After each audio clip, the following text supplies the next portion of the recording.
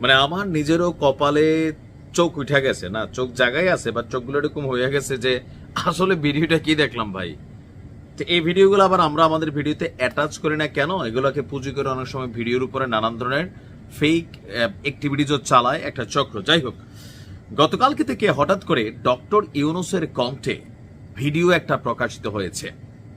এই ভিডিওতে আমরা দেখেছি যে ডক্টর ইউনূসের মানে কণ্ঠে, এখন এটা তার কণ্ঠ নাকি তৈরি করা কণ্ঠ? বেসিক্যালি এটা তৈরি করা কণ্ঠ। এখনো ভিডিওর ফ্যাক্টটা অনেকে বোঝেন নাই। অনেকে লিখছেন এই তো ডক্টর ইউনূস বুঝতে শুরু করছে, কেউ দোয়া করছেন, কিন্তু আসলে কি তিনি এই কথাগুলো বলছেন নাকি বলেন নাই বঙ্গবন্ধুকে নিয়ে 15ই আগস্ট নিয়ে, সেইটা আপনার বোঝা দরকার। যে হঠাৎ করে এমন কি হলো যে ডক্টর মোহাম্মদ ইউনূস তিনি কি ঘুমের থেকে স্বপ্নে দেখলেন যে বঙ্গবন্ধু এসে বলতেছে যে বাবা তুমি এই কথাগুলো আমার পক্ষে বলো?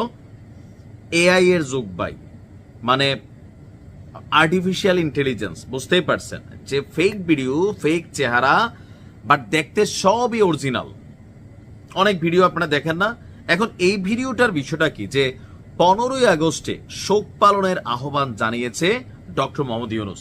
এখন 15ই আগস্ট বঙ্গবন্ধুর কি বলে যে শাহাদাত বার্ষিকী, এদিনে সরকারের পক্ষ থেকে একটা বক্তব্য দেওয়া হয়েছে যে 15ই আগস্টে কেক কাটা যাবে না, ঘটা করে পালন করা যাবে না। তো আওয়ামী লীগের যারা অনুসারী তারা তাদের কর্মকাণ্ড গোপনে প্রকাশে হোক, কেউ নামাজ পড়া হোক, কেউ ঘরের ভিতরে বাতি নিভাইয়া হোক, যেমনি হোক এটা তারা করবে। কিন্তু সরকারের পক্ষ থেকে, প্রেস উইং এর পক্ষ থেকে কিন্তু এটা নিয়ে একটা নিষেধাজ্ঞা জারি করা হয়েছিল। তাহলে ডক্টর ইউনূস যে বক্তব্যটা দিল ভিডিওতে আইসা, এটা 100% ফেক। ভিডিওর বক্তব্যটা কি ছিল? তিনি বলছিলেন যে আগামী 15ই আগস্ট জাতির একটি শোক দিবস। আপনারা যে যেখানে থাকেন সেদিন যেহেতু শুক্রবার, সেহেতু অন্তত কালো জামা না হলেও একটা কালো ব্যাজ ধারণ করেন এবং বঙ্গবন্ধু ও তার পরিবারের যেই 16 জন, তারপরে এখানে তিনি লাইনটা কাটছেন, তো আপনারা তাদের জন্য দোয়া করবেন আল্লাহর কাছে। এই ভিডিও ভাইরাল হবার পরপরই আপনার কি বলা হয় যে প্রধান উপদেষ্টার প্রেস উইং বলছে যে প্রধান উপদেষ্টার দায়িত্ব নেওয়ার পর জাতির উদ্দেশ্যে দেওয়া ভাষণের একটা ভিডিও আছে। ওই ভিডিওতে তার মূল অডিওটা কাইটা এই ভিডিওটারে সামনে নিয়ে আসা লিপসিং ম্যাচ মিলাইয়া এই ভিডিওটা তৈরি করা হয়েছে।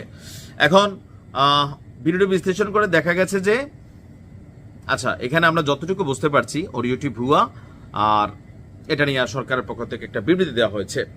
বেসিক্যালি আমরা দেখছি যে অনুসন্ধানে বলছে যে 7ই মার্চ 15ই আগস্টে জাতীয় শোক দিবস সহ 8টি জাতীয় দিবস উদযাপন বা পালন না করার সিদ্ধান্ত নিয়েছিল সরকার। আর এ নিয়ে গত অক্টোবরে একটা অধ্যাদেশও, সম্ভবত আদেশ বা অধ্যাদেশ জারি করা হয়। তাহলে এই ভিডিওটা কেন করলো? এখন এটা দুইটা হইতে পারে। আওয়ামী লীগ এই ভিডিওটা করছে, 98% মানুষ এটা ধারণা করবে। 2% ধারণা হচ্ছে অন্য কেউ করে আওয়ামী লীগকে বিতর্কিত করার চেষ্টা করতে পারে, যেটা আওয়ামী লীগই করাইছে। যারাই করছে অনেকটা কাঁচা হাতের কাজ। আমি ভিডিওটা দেখছি, একটা রিয়েল ফুটেজ দেখা, একটা অ্যাপসের মাধ্যমে তৈরি করা ফুটেজের মধ্যে অনেক পার্থক্য আছে। এখন কিছুটা দায়িত্ব তো আমাদেরও আছে। অনলাইনে যে কোনো একটা ভিডিও যে কোনো সময় আসতে পারে। নায়ক নায়িকাদের হিউজ পরিমাণ এআই প্রযুক্তি নির্ভর ফেক ভিডিও আসে। শেখ হাসিনার অনেক ভিডিও আসে এআই দিয়ে তৈরি, যে তিনি উল্টাপাল্টা কথা বলতেছেন, আসলে তিনি কি এগুলো বলেন না, কিন্তু অনেকগুলো ফেক ভিডিও আছে। এটা যে বা যারাই বানাচ্ছে এদের জবাব এরা কোনো একদিন আল্লাহর কাছে দিবে।